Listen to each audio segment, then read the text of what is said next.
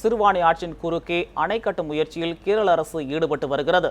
அணை கட்டப்படும் இடம், அதனால் ஏற்படும் பிரச்சனைகள் குறித்து விளக்குகிறார் நமது செய்தியாளர் வனிதா பரமசிவம். உலகிலேயே சுவை மிகுந்த நீர்ல 2ஆம் இடம் சிறுவாணி ஆற்று நீருக்கு உண்டு. அந்த சிறுவாணி ஆற்றினுடைய குறுக்கே ஏற்கனவே ஒரு அணை கட்டப்பட்டிருக்கு.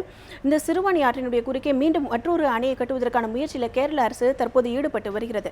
இந்த சூழ்நிலையில தமிழக முதலமைச்சர் ஜெயலலிதா கேரளாவின் முயற்சிக்கு தடை விதிக்க வேண்டும், அனுமதி வழங்கக்கூடாது அப்படிங்கிறத மத்திய அரசுக்கு வலியுறுத்தும் விதமாக ஒரு தனி தீர்மானம் சட்டப்பேரவையில் கொண்டு வந்தார். அந்த தீர்மானம் நிறைவேற்றப்பட்டு இருக்கு. அதாவது தமிழக மக்களின், குறிப்பாக மேற்கு மாவட்ட மக்களின் முக்கிய வாழ்வாதார பிரச்சனை இந்த சிறுவாணி ஆறு பிரச்சனை. நம்ம பார்க்கும்போது சிறுவாணி ஆறு பவானி ஆற்றினுடைய கிளையாறு. இந்த ஆற்று நீரை நம்பி மேற்கு மண்டலத்தில் இருக்கக்கூடிய ஈரோடு, கோயம்புத்தூர், திருப்பூர் மாவட்ட மக்கள் இருக்காங்க.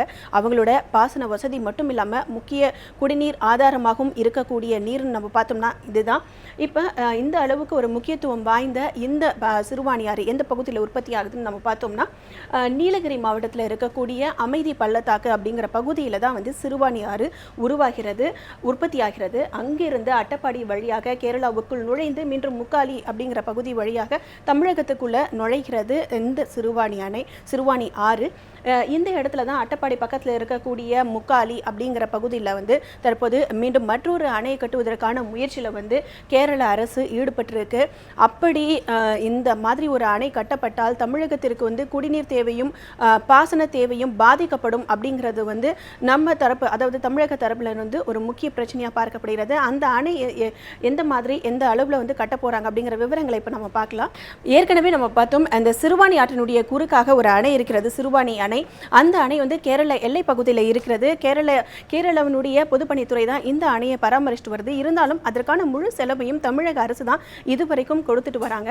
அணையிலிருந்து வெளியேறக்கூடிய உபரி நீர் சிறுவாணி ஆற்றின் மூலமாக பவானி ஆற்றில் சங்கமிக்கிறது. கிட்டத்தட்ட இடைப்பட்ட தூரத்தில் நம்ம பார்க்கும்போது 15 கிலோமீட்டர் கேரள வனப்பகுதியில் பயணித்த பிறகுதான் இந்த சிறுவாணி ஆறு பவானி ஆற்றில் சங்கமிக்கிறது.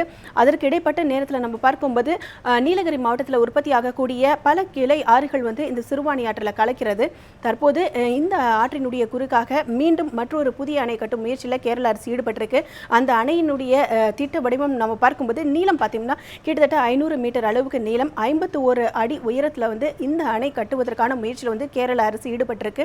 இந்த அணைக்கான மொத்த செலவு அப்படின்னு நம்ம பார்க்கும்போது 900 கோடி ரூபாய் அப்படிங்கிறத கேரள அரசு முடிவு பண்ணியிருக்கு. இந்த அணையின் மூலமாக 4.5 TMC நீரை தேக்கி வைக்கவும் கேரள அரசு திட்டமிட்டிருக்கு.